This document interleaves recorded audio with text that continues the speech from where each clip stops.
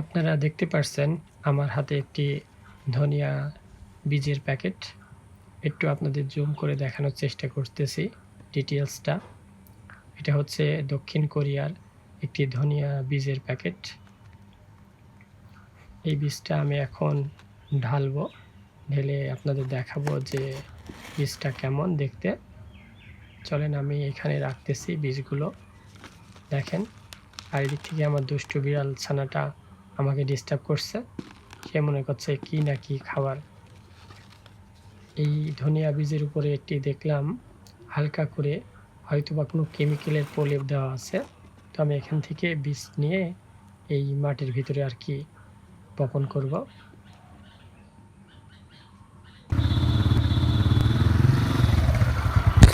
আসসালামু আলাইকুম।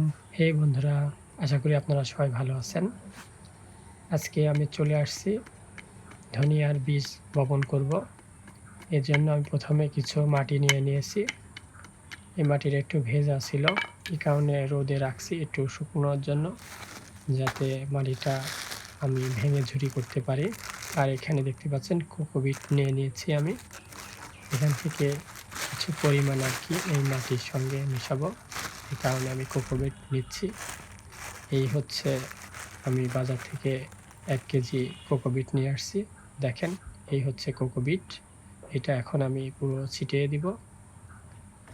আমি আরও কিছু কোকোপিট নেব, কারণ এখানে মাটির অনুপাত আর কি আমি ভাগ করি না, জাস্ট 3 ভাগের 1 ভাগ কোকোপিট ব্যবহার করছি।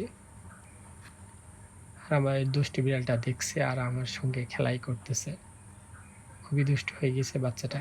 তো চলেন আমি আর কি মাটির সঙ্গে কোকোপিটটা সুন্দরভাবে মিক্স করব এবং চেষ্টা করব মাটিটা একটু ছোট ছোট করে গুঁড়ো করতে, যাতে বীজটা যখন বপন করব পরবর্তীতে এই বীজগুলো বের হতে খুবই সহজে বের হতে পারে।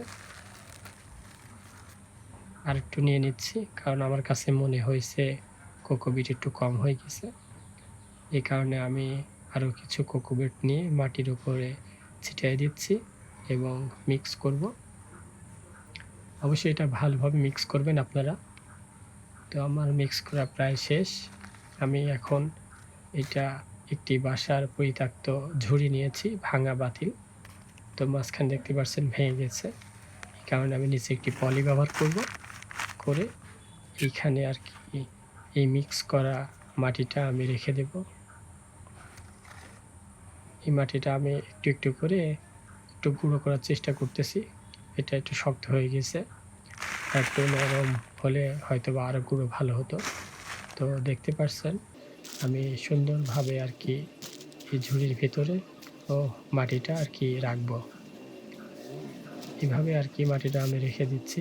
আপনারাও আশা করি দেখবেন মাটিটা সুন্দরভাবে, যাতে বীজ বপন করতে খুবই সুবিধা হয়। এবং আমার দুষ্টু বিড়ালটা সেও দেখতেছে আমি কি করতেছি খুব মনোযোগ সহকারে। দেখেন কি করছে সে। আমার রাখা হয়ে গেছে, এখন আমি বীজটা নিব। আমার কাছে দেখতে পাচ্ছেন ধনিয়ার বীজ। এটা নিয়ে আসা হয়েছে দক্ষিণ কোরিয়া থেকে। আমি একটু জুম করে ডিটেলসটা একটু আপনাদের দেখানোর চেষ্টা করছি।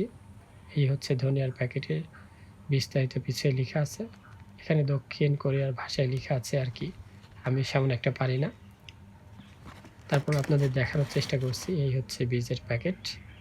আমি বীজের প্যাকেটটা কেটে প্যাকেটের ভিতরকে যে বীজগুলো আছে আমি পাশে রাখবো, রেখে আপনাদের দেখানোর চেষ্টা করব যে এই ধনিয়ার বীজটা কেমন। তো চলেন আমি প্যাকেট থেকে এখন বের করছি, দেখতে পাচ্ছেন এই হচ্ছে ধনিয়ার বীজ। আর এদিকে আমার বিড়ালটা মনে করছে খাবার কিছু, এ কারণে সেও হাত দিয়ে আর কি বীজটা দেখতেছে।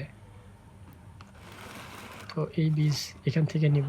এই বীজের উপরে দেখলাম যে একটি কেমিক্যালের প্রলেপ দেওয়া আছে, হয়তোবা কোরিয়ান বীজ সংরক্ষণ করার জন্য এই কেমিক্যালটা ব্যবহার করে।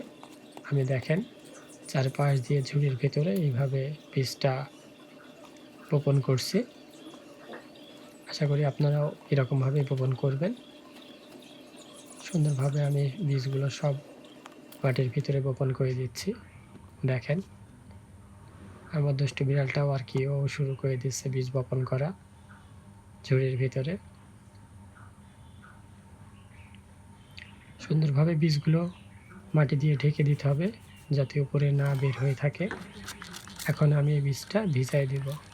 এর জন্য আমি একটি পানির স্প্রে বোতল নিয়েছি এবং স্প্রে করে পানিটা সমানভাবে ভিজিয়ে দেব এবং দেখা হচ্ছে আপনাদের সঙ্গে 15 দিন পর। আমি বাসাতে না থাকার কারণে এটা সঠিকভাবে পানি দেওয়া হয় নাই, এই কারণে এই অবস্থা হয়েছে।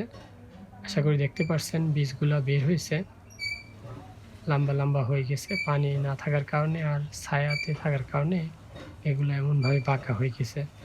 তবে এটা ঠিক হয়ে যাবে রোদে দিয়ে সঠিকভাবে পরিচালনা করলে। ইনশাল্লাহ এই বীজটা সুন্দরভাবে গাছ দেখা যাবে।